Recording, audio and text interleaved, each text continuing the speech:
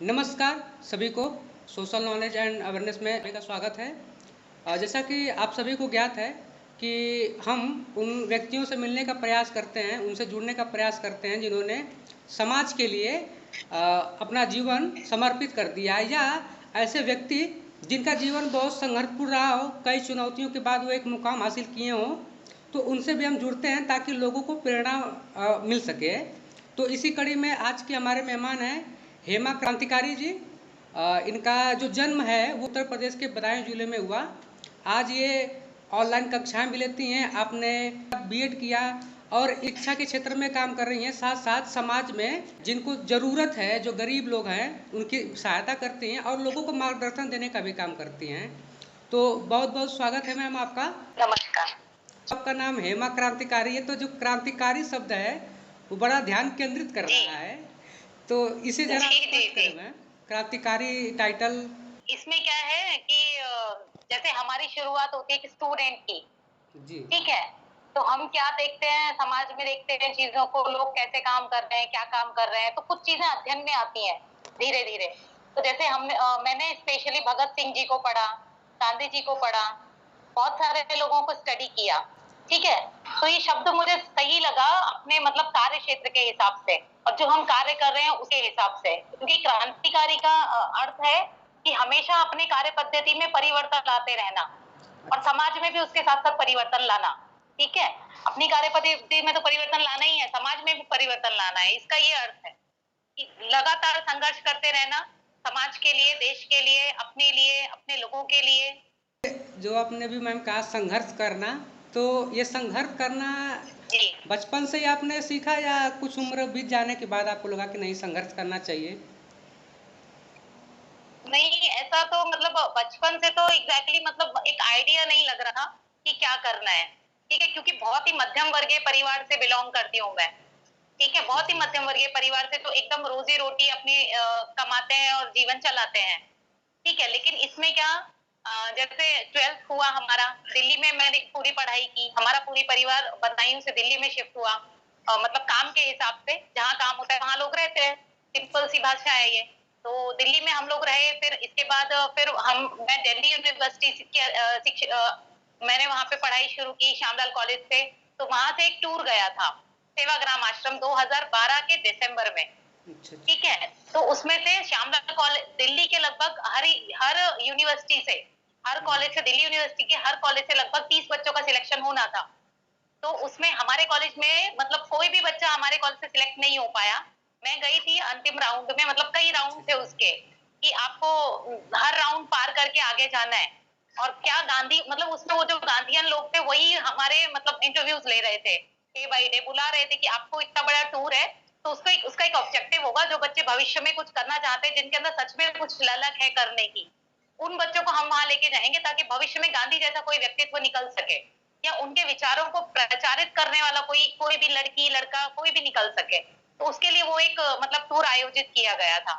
तो फिर दिसंबर, जब आपका ये आंदोलन चल रहा था, अन्ना जी का आंदोलन चल रहा था, उस समय दामिनी का आंदोलन चल रहा था, बहुत बड़ा आंदोलन चल रहा था, 2012 दिसंबर के टाइम में ही चल रहा था ये, रामदेव बाबा का बड़ा आंदोलन चल रहा था। तो उसी समय हम लोग वहां सेवाग्राम गए थे।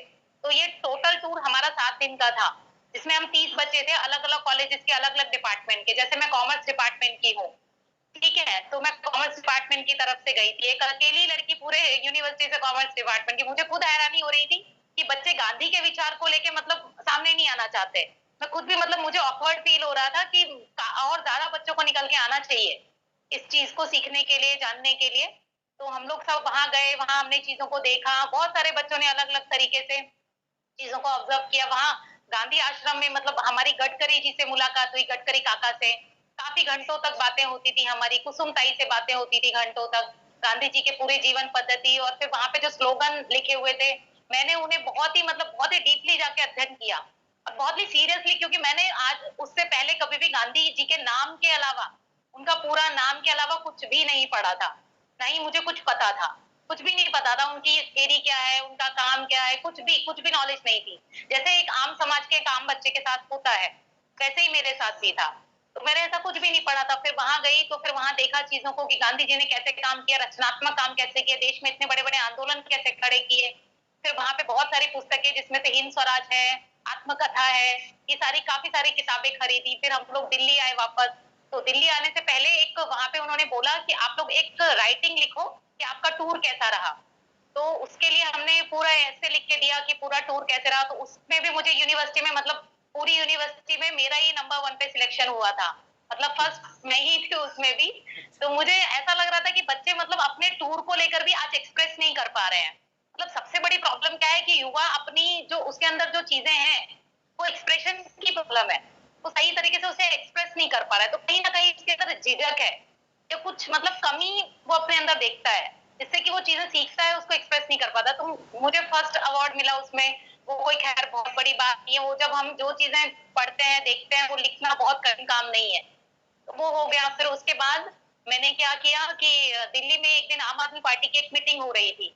तो फिर मीटिंग में उस समय आम आदमी पार्टी का अच्छा माहौल चल रहा था, शायद आप लोगों को पता होगा 2013 2012 दिसंबर में 2013 से उनकी नई शुरुआत है आम आदमी पार्टी की। फिर मैंने आम आदमी पार्टी ज्वाइन की। लगभग उससे पहले मैं स्लम एरिया में पढ़ाती थी। मतलब गांधी जी का पूरा सेवाग्राम का जानने के बाद हमारे घर के आसपास थोड़ा सा स्लम एरिया था उस टाइम। अब तो नहीं, वो पूरे स्लम्स को हटा दिया गया वहां से। तो उन हर कैटेगरी के वहां बच्चों को मैं पढ़ाती थी। तो उन बच्चों में जाके मैंने एक चीज देखी कि वहां के जो बच्चे हैं वो पढ़े लिखे लोगों से ज्यादा समझदार है, या पढ़े लिखे जो 12th क्लास तक के बच्चे हैं ना उनसे भी ज्यादा मैच्योर है। मतलब उनके पेरेंट्स अगर बोलते हैं ना कि मुझे पानी दो, तो वो बच्चे पानी देते हैं तुरंत उठ के। वो ये नहीं बोलते कि तुम खुद ले लो, या मैं पढ़ाई कर रहा हूँ या मैं ये कर रहा हूँ, ऐसा नहीं। उनके पास कोई तर्क नहीं होता। ठीक है, वो अपने माँ बाप का सम्मान करते हैं उस बेस पे। मैंने ये चीजें प्रैक्टिकली देखी हैं।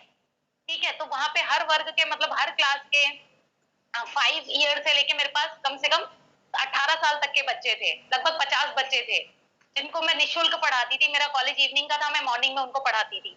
फिर उसके बाद फिर आम आदमी पार्टी ज्वाइन की धीरे धीरे की काम परिवर्तन का और होना चाहिए।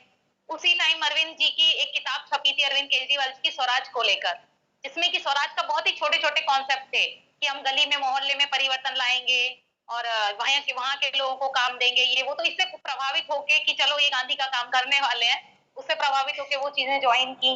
लेकिन फिर राजनीति है, तो राजनीति में तो सारी चीजें कैसे एजेंडे को लेकर काम होता है वहां पर। वहां कोई मतलब सीरियसली कुछ करेंगे नहीं करेंगे ये कोई डिसाइड नहीं होता है। तो मैंने प्रैक्टिकली अनुभव देखे हैं। यहाँ पे आनंद कुमार जी एक बहुत बड़े प्रोफेसर हैं। आनंद कुमार जी वो लोहिया के व्यक्ति हैं, लोहिया को मानने वाले, राम मनोहर लोहिया जी को मानने वाले। तो वो एकदम धरातल पर काम करने वाले व्यक्ति हैं।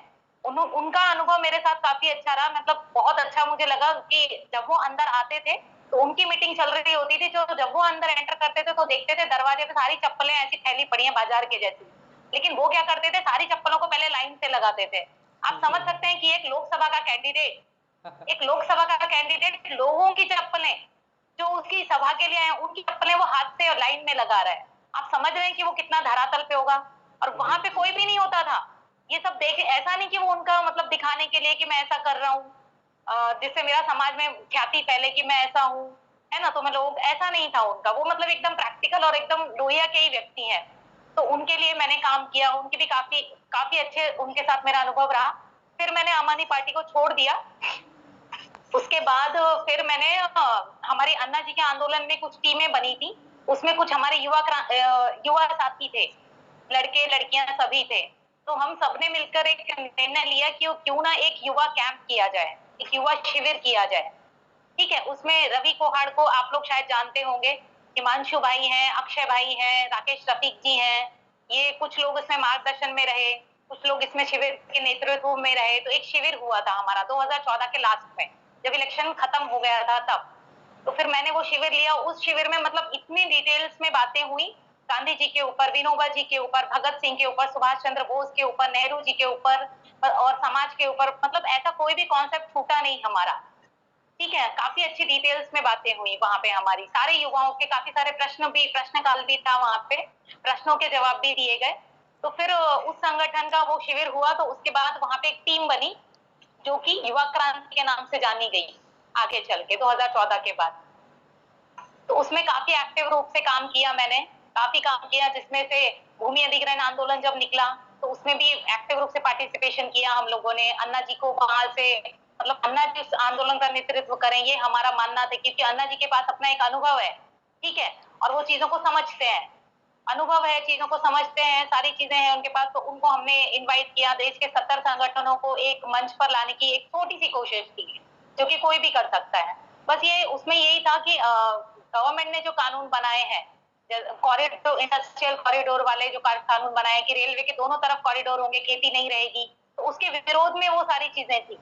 ठीक है, गवर्नमेंट जो किसानों को मूल्य प्राइस मिलना चाहिए वो मिलना चाहिए, प्रेस्टीज मिलनी चाहिए, पेंशन मिलनी चाहिए, और इंडस्ट्रियल कॉरिडोर को रोकना है। बेसिकली इंडस्ट्रियल कॉरिडोर रुकेंगे तभी हमारी खेती बचेगी, नहीं तो आज हम जो ट्रेन से जाते हैं तो दोनों तरफ जो हमें खेत दिखते हैं, अगर इंडस्ट्रियल कॉरिडोर बन जाए तो हमें दोनों तरफ वो दोनों ही दिखने वाले नहीं है, दोनों तरफ हमें खेत दिखने वाले नहीं है। तो उसके लिए हमारी कोशिश थी कि वो सक्सेसफुल हो, तो वो सब आंदोलन हुआ, तो उससे गवर्नमेंट बैकफुट पर आई और मतलब वो चीजें रुकी। वो जो पास होने वाला था बिल संसद में, वो बिल रुक गया। उसमें भी काफी अनुभव आए कि देश के 70 संगठन जब सामने आते हैं, एक दूसरे के साथ एक मंच पर बैठते हैं, तो मतलब सबकी अपनी अपनी अलग अलग महत्वाकांक्षाएं होती हैं। मेरी तो बहुत छोटी सी उम्र है, हमारे जो आंदोलन जो हुआ 70 संगठनों का, उसमें मतलब बहुत बड़े बड़े उम्र के बहुत ही अनुभवी लोग थे, जैसे मेधा पाटेकर जी हैं, राजेंद्र सिंह जी जल पुरुष हैं, बहुत बड़े बड़े लोग थे उसमें। हमारे सीपीआई के भी लोग थे, कम्युनिस्ट पार्टी के भी काफी लोग थे, दूसरी एनजीओ के भी लोग थे, तो सबके साथ लगभग अनुभव आया कि देश में परिवर्तन होना है तो इन सबके साथ भी एक बार अनुभव लेना जरूरी है। तो वो सब भी लिया, वो भी सारी चीजें चली। तो युवा क्रांति के साथ मतलब बहुत बहुत अच्छा अनुभव आया मुझे, जिसमें रविंद्र शर्मा जी गुरुजी जो आदिलाबाद में रहते थे, उनसे मुलाकात हुई, उनसे भारतीय व्यवस्था, कि भारतीय व्यवस्था अंग्रेजों से आने के पहले कैसी थी, उस पर 8 दिन की, हमारी 8-10 दिन की कई बार चर्चाएं होती थी, और हम वहां जाते रहते थे, चीजें उनसे पूछते रहते थे कैसे भारतीय व्यवस्था अगर बनानी है, अगर आज के परिप्रेक्ष्य में तो कैसे बदलाव लाए जा सकते हैं, ये सारी चीजें हम उनसे अध्ययन करते रहते थे धीरे धीरे। फिर आर्य, इस बीच में आर्य समाज से भी काफी सारी चीजें फेस टू फेस हुई। आर्य समाज में स्वामी दयानंद सरस्वती से और भी विवेकानंद जी, इन सारी चीजों को पढ़ा और काफी लोगों से मिलना हुआ। गुजरात में गुरुकुलम है हेमचंद्राचार्य जी करके, तो वहां पे भी काफी दिन रहना हुआ। गुरुकुलम का मतलब अध्ययन किया कि एक भारतीय गुरुकुल पद्धति कैसी थी और कैसी होनी चाहिए, तो उनका बहुत सुंदर काम है उसको लेकर। लोगों से भी अपेक्षा करती हूँ थोड़ी सी अगर महत्वाकांक्षा कोई छोड़ दे तो देश में बड़ा काम हो सकता है, बहुत बड़ा काम हो सकता है। तो महत्वाकांक्षाओं को लोगों को छोड़ना चाहिए और आगे साथ में संगठित होकर बढ़ना चाहिए। हम लोग भूमि अधिग्रहण को लेकर अन्ना जी के रालेगंज में थे, तो उसी समय वहाँ अभिमन्यु भारतीय जी से मेरी पहली बार मुलाकात हुई थी। तो फिर उन्होंने मुझे माई का संपर्क दिया कि आप माई से मिलिए, प्रवीणा माई से मिलिए, और वो आपको अच्छे से, आप भी महिला हैं और वो भी महिला हैं, वो विनोबा जी के आश्रम में रहती हैं, आपको अच्छे से मतलब बता पाएंगी चीजों को। तो फिर हम वहां गए, वहां पे हम लोग उनके साथ में रहे, काफी समय व्यतीत किया। गीता को लेकर उनसे जो भी उसमें कर्म योग, ज्ञान योग, ध्यान योग, जो भी 4 प्रकार के जो योग हैं उसमें उन चारों योगों पे हमारी डिटेल में बातें हुई। लगभग मैं 6-7 महीने वहां रुकी रेगुलर।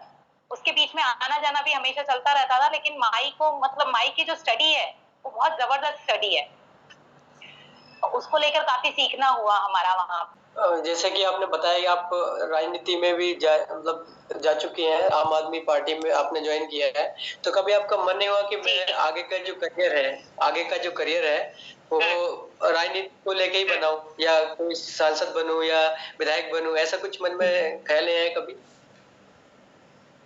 नहीं, बेसिकली क्या था, जब हम युवा होते हैं उस समय हमारे अंदर भावनात्मकता ज्यादा होती है। ठीक है, भावनात्मकता के कारण व्यक्ति महत्वाकांक्षी नहीं होता है। ठीक है, राजनीति में क्या सिखाते हैं कि भावनात्मक नहीं होना है, सिर्फ महत्वाकांक्षी होना है। एक ही चीज सिखाते हैं, भावनात्मक तो होना ही नहीं है। भावनात्मक हो गए तो लोग जीने नहीं देंगे, क्योंकि हम लोगों की भावनाओं में बह जाएंगे। लोगों के काम हमें करने पड़ेंगे अगर हम भावनात्मक हैं। राजनीति में कैसे भावनाएं नहीं चलती हैं, उसमें सिर्फ महत्वाकांक्षाएं चलती हैं। तो जब मैं वहां पर थी तो फिर मैंने कभी भी आम आदमी पार्टी को काउंसलर बनने के लिए, सांसद बनने के लिए, विधायक बनने के लिए कभी भी ज्वाइन किया ही नहीं था। इसीलिए जब मैंने उसे छोड़ा तो मुझे जरा सा भी दुख नहीं हुआ। हाँ, एक मेरा प्रश्न है मैम, जैसा कि आप बता रहे थे कि आप बहुत ही मध्यम परिवार से आई हैं, तो कभी आपको ऐसा नहीं लगा कि अब तो मैंने बीएड किया हुआ है और मैं कुछ समय तक सरकारी नौकरी की तैयारी करूं ताकि ज़िंदगी सेटलमेंट हो जाए और अच्छा खासा पैसा कमाएं? कभी आपके मन में ऐसा ख्वाब आया? अच्छा, नहीं, ऐसा कई बार हुआ, क्योंकि पैसे की जरूरत जीवन जीने के लिए होती है, ये प्रैक्टिकली बात है।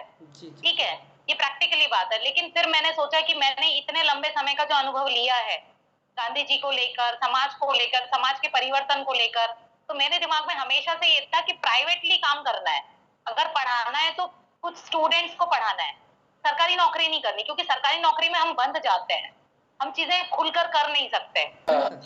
मेरा एक और सवाल है कि जी आप जब सोशल काम में आई, सामाजिक कार्य में आई, तो जी चूंकि आप एक लड़की हैं, तो आपको ऐसा महसूस तो नहीं हो कि मैं लड़की हूँ, मुझे ये काम करना चाहिए या नहीं करना चाहिए, या किसी ने बोला हो कि आप लड़की हैं, या इस तरह की कुछ फीलिंग्स?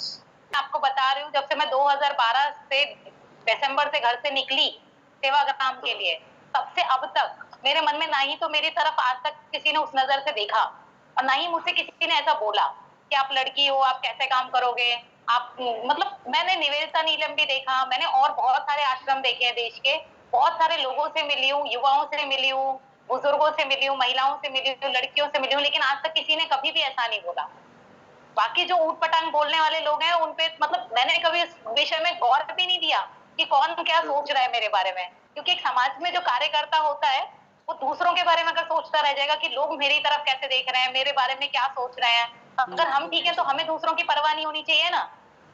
ठीक है, तो मैंने इस तरफ कभी मतलब मेरा ध्यान ही नहीं गया कि समाज क्या सोच रहा है, क्या मुझे निकलना चाहिए नहीं निकलना चाहिए, मैं अकेली हूँ, मुझे कभी ऐसा भी नहीं लगा कि मैं अन्ना जी से मिलने अकेले जा रही हूँ तो अन्ना जी क्या सोचेंगे, कभी नहीं सोचा ऐसा। अन्ना जी से बेधड़क होके मिलने गए हम लोग। एक मेरे साथ ही गौरव क्रांति गुरु करके है, छोटा सा लड़का है, मुझसे कम से कम 5 साल का अंतर है, भाई है वो मेरा लगभग, तो हम दोनों भी गए थे उनसे मिलने के लिए, तो कभी हमें ऐसा नहीं लगा कि हम छोटी उम्र के हैं, अन्ना जी पता नहीं हमसे मिलेंगे नहीं मिलेंगे, नहीं, हमें जाना है, हमारे पास एक लक्ष्य है, हम उनसे मिलेंगे, हमारी जो बात है हम उस विषय को बात करेंगे, मिलते हैं तो अच्छा है, नहीं मिलते हैं तो हम लिखित में उनको देंगे कि ये विषय है और ऐसे ऐसे काम करना है।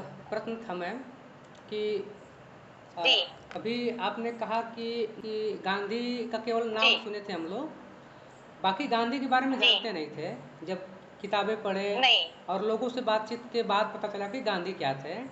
लेकिन गांधी के जी प्रति जो झुकाव था आपका, जो लगाव था, वो क्यों था फिर, जब आप गांधी के बारे में जानती नहीं थी तो? नहीं, बेसिकली 4th क्लास में एक नाम, पूरा नाम है जो गांधी जी का, मोहनदास करमचंद गांधी, तो ये नाम याद करने में हम लोगों को मतलब उस समय बहुत कठिनाई होती थी, तो बड़ी मुश्किल से वो नाम याद हुआ था। ठीक है, हाँ, बड़ी कुछ मुझे ना। मतलब मैं अपनी प्रैक्टिकली बता रही हूँ कि बड़ी मुश्किल से वो नाम याद हुआ था उस समय हमें। फिर अच्छा। मैंने 9th क्लास में एक एक्सपेरिमेंट किया था, छोटा सा। 9th क्लास में जब मेरे स्कूल में थी मैं, तो एक लड़की हमारे क्लास में हुआ करती थी, तो वो लड़की बड़ी शरारती हुआ करती थी, किसी को भी मारना, किसी को भी कुछ भी करना। तो एक दिन क्या किया मैंने उसे, मैंने कहा तू कर, वो उसकी इतनी अति हो जाती थी, और मैं मॉनिटर हुआ करती थी क्लास में, तो मैं उसे कुछ नहीं बोलती थी, मैं कहती थी इसे करने दो जितना करना है। तो जब हमारी 9th क्लास खत्म हुई, फिर हम लोग 9th क्लास खत्म हुई, फिर 10th क्लास भी खत्म हुई, तो एंड में उसने बोला कि दीदी, पूरे क्लास के सामने उसने एक्सेप्ट किया कि मैंने पूरी क्लास को बहुत तकलीफें दी, लेकिन दीदी मॉनिटर थी, तो दीदी ने आज तक भी मुझसे कोई शिकायत नहीं की कि तुम ऐसा क्यों करती हो। शायद ये मेरा सुधरने का वेट कर रही थी, मतलब उसे भी पता था कि मैं ये जानबूझकर कर रही हूँ। ठीक है, लेकिन वो हमारी परीक्षा ले रही थी कि हम कब तक मतलब उसको सहन कर सकते हैं। तो हमने उसे 2 साल तक लगातार सहन किया। मैं बाकी क्लास के बच्चों को भी संभालती थी, बोलती थी, उनको भी समझाती थी कि नहीं मत करो ऐसा, उसे मत बोलो, मत मारो पीटो आपस में, लेकिन मैंने उससे कुछ नहीं बोला। तो एंड में 10th में जब सब बच्चों को स्पीकर दिया जाता है, बोलने के लिए माइक दिया जाता है, तो उसमें उसने बोला कि मैं अब पूरे तरीके से समझ गई हूँ कि अगर कोई भी हम पे कितना भी अत्याचार करे, तो हमें उस चीज को मतलब साइलेंटली, कोई रिएक्शन ना करते हुए शांत शांत रहना है। अगर हम रिएक्शन करेंगे तो चीजें बढ़ती हैं, ठीक है, अगर हम रिएक्शन नहीं करेंगे तो चीजें वहीं पे स्टॉप हो जाती हैं, या कुछ समय तक चलती हैं फिर स्टॉप हो जाती हैं। तो ये मैंने बड़ा अनुभव, मेरे मतलब बहुत बड़ा अनुभव रहा कि एक 9th क्लास के 10th क्लास के बच्चों को मतलब ये अनुभव आ रहा है। उस समय मैं तो ऐसी सहज ही कर रही थी कि तुम कुछ भी करो, मुझे कोई ये नहीं, मुझे शांत रहना है बस। लेकिन उस समय से मेरे दिमाग में था कि अहिंसा कितना बड़ा काम कर सकती है जीवन में, जबकि मैं उस समय गांधी जी की अहिंसा को जानती ही नहीं थी कि गांधी जी की अहिंसा कैसी थी। अच्छा। उसके बारे में मुझे कुछ पता भी नहीं था, क्योंकि हमने पढ़ा नहीं था 10th क्लास में, वो तो 12th के बाद ग्रेजुएशन में जाने का मौका मिला। तो ये मेरा 9th क्लास का छोटा सा अनुभव। अच्छा, इस मतलब इस बात को लेकर के आप प्रभावित थे? जी। एक सवाल है कि आप बता रहे थे कि आपने भगत सिंह पढ़े हैं, भगत सिंह को पढ़ा है, फिर गांधी को भी आपने जी। बाद में समझा है, जाना है, वर्धा में आप माई से मिली हैं। जी। तो आज ये सवाल सिर्फ जो दर्शक देख रहे हैं उनके लिए है, जो जिसका जवाब मैं आपसे जानना चाहूंगा कि आज जो जी। सिलसिला चल रहा है, गांधी विचार के लोग अलग हो गए हैं और अपने भगत सिंह विचार के लोग अलग हैं, मतलब दोनों को जो लोग बताते आए हैं एकदम विरोधी कि गांधी जी अगर चाहते तो उनको बचा लेते, इस तरीके के लोग कमेंट करते हैं। तो आप कैसे इन सब विचार अलग अलग हैं, तो ये मैं आपसे जानना चाहूंगा कि आप का जवाब क्या होगा। जी। जी। ऐसे प्रश्न बेसिकली जो गांधी जी को मानने वाले हैं उनके सामने ये प्रश्न बेसिकली पंजाब के लोग ज्यादा उठाते हैं। पंजाब, हरियाणा, ये जो उत्तर के जो राज्य हैं वहां से ये प्रश्न आता है, क्योंकि जब भी हम वहां जाते हैं तो ये प्रश्न आता है। 23 मार्च को भगत सिंह जी का ये वो शहीद दिवस है, तो हुसैनी वाला करके एक जगह है जहाँ पे भगत सिंह जी के नाम पर एक बहुत बड़ा मेला लगता है 23 मार्च को। वहाँ देश भर के क्रांतिकारी सभी संगठन जमा होते हैं, तो हम लोग भी वहां गए, तो वहां ये सारी बातें, सारे डिस्कशंस हुए। तो फिर वहां पे भी मतलब काफी सारे लोग वहां पे भी अच्छे अच्छे समझे हुए लोग हैं, ऐसा नहीं है कि सब विरोधी, उधर भी सब बोल रहे हैं कि हमें गांधी नहीं चाहिए, इधर से गांधी जी वाले लोग बोल रहे हैं कि हमें भगत सिंह नहीं चाहिए, उधर भी कुछ लोग ऐसे हैं जो समझते हैं चीजों को, ठीक है, और इधर से भी ऐसे लोग हैं जो सब चीजों को समझते हैं। बेसिकली क्या है, देखिए, देश में एक एजेंडा प्रचारित किया जाता है कि एक दो शक्तियां एक साथ नहीं चल सकती। क्यों? ताकि भविष्य में ऐसी शक्तियां, दो शक्तियां कभी एक साथ चल ना पाए। समझ रहे हैं आप? देश में जब भी कभी परिवर्तन हो तो ऐसी दो शक्तियां सामने साथ में ना चल पाए, ये एक एजेंडा प्रसारित किया गया है राजनीति के माध्यम से। समझ रहे हैं आप? ताकि भगत सिंह जैसे युवा जो देश में सच में परिवर्तन लाना चाहते हैं, जिनके अंदर एक जोश है, थोड़ी सी होश की कमी है लेकिन जोश है, होश भी, ऐसा नहीं है कि भगत सिंह के अंदर बहुत सारी चीजें, उन्होंने जो अपनी पत्र लिखे हैं उसमें काफी चीजें लिखी हैं उन्होंने गांधी जी के बारे में, तो अगर उन पत्रों को कोई युवा पढ़ते हैं जो ये सारे प्रश्न करते हैं तो शायद उनको उनके प्रश्नों के उत्तर मिले, ठीक है। और गांधी जी के अगर हम डायरी पढ़े, उनके लेटर्स पढ़े अंग्रेजों को दिए हुए, जब भगत सिंह जी को फांसी होने वाली थी, तो हमें पता चलता है कि सच्चाई क्या है। बेसिकली गांधी जी भी भगत सिंह के साथ थे और भगत सिंह भी गांधी जी के ही ऊपर काम कर रहे थे। ऐसा नहीं है, जब वहां जलियांवाला हत्याकांड हुआ तो उनके मन में एक आक्रोश पैदा हुआ, ठीक है, तो गांधी जी ने उस कांड को पूरा सिरे से ये किया कि नहीं ये गलत है, ये बिल्कुल। और गांधी जी ने कभी, एक जो हमारे यहाँ डायलॉग प्रचारित है बहुत गांधी लोगों के अंदर तो बहुत, कि एक गाल पे कोई मारता तो दूसरे पे भी खाना है, गांधी जी ने बोला, बिल्कुल भी नहीं। इसका तो मैं एकदम खंडन करती हूँ कि ऐसा गांधी जी ने ना ही किसी पुस्तक में लिखा हुआ है, ना ही कहीं भी नहीं लिखा है। गांधी जी ने ये पूछा, अगर एक गाल पे कोई मारता है तो उससे पूछना है कि तुमने क्यों मारा, ठीक है, इसका जवाब पूछना है उससे, ऐसा नहीं कि दूसरा गाल सामने कर देना है। इतने गलत गलत एजेंडे प्रचारित हैं गांधी जी और भगत सिंह के नाम पे कि समाज को जवाब देना इतना कठिन हो जाता है, और वो लोग कैसे सारी पॉलिसियां डिसाइड की जाती हैं कि समाज संगठित ना हो पाए। मेरा एक प्रश्न और है, उसके साथ फिर खत्म करेंगे। लिए आपका क्या मैसेज है युवाओं के लिए? युवाओं के लिए बेसिकली मेरा मैसेज है कि सही मार्गदर्शन में रहें, सही मार्गदर्शन, सही लोगों का साथ पकड़ें। अब सही लोगों का साथ कैसे मिलेगा, तो जैसे समाज में हमेशा पहले हुआ करता था कि गुरु बहुत जरूरी है, तो आज समाज में गुरु की बहुत कमी है, ठीक है, सही गुरु होना बहुत जरूरी है समाज में, तो गुरु तो नहीं है, लेकिन कम से कम अगर कोई गुरु भी ना मिले तो गांधी जी की किताबें पढ़ें, भगत सिंह जी की किताबें पढ़ें और सत्य का शोध लगाएं, सत्य का शोध लगाएं और सत्य पर चलें। सत्य पर जब हम चलते हैं तो हमारे सामने संघर्ष जरूर आता है, लेकिन हम जरूर अपनी जो भी हम पाना चाहते हैं हम उसको जरूर पा लेते हैं, क्योंकि मैंने अपने जीवन में इसका प्रैक्टिकली अनुभव लिया है। सत्य का, सत्य का, अहिंसा का तो उतना अनुभव नहीं रहा क्योंकि उतनी कोई परिस्थिति हिंसा वाली सामने आई नहीं, लेकिन सत्य को लेकर बहुत मतलब मेरा अनुभव रहा है कि जब भी हम सत्य का मार्ग चुनते हैं तो हमें जरूर उसमें फायदे होते हैं, बहुत फायदे होते हैं। जो लोग असत्य का मार्ग चुनते हैं उन्हें मैंने काफी सारी मुसीबतें, काफी सारे नुकसान उठाते हुए देखा है, बड़े बड़े। तो कुछ समय के लिए हमें लगता है कि हमें इसमें फायदा होगा असत्य में, लेकिन जब हम लॉन्ग टर्म में जाते हैं तो हमें सत्य में ही फायदा है। तो मेरा सिर्फ एक ही है कि सत्य लोग बोले, सत्यता से लोग काम करें, जो भी युवा है, और अपने जीवन का एक लक्ष्य बनाए, बिना लक्ष्य के कोई भी काम ना करें और अपने जीवन को का एक मिनट भी बर्बाद ना करें, ऐसा मेरा कहना है युवाओं को। जी।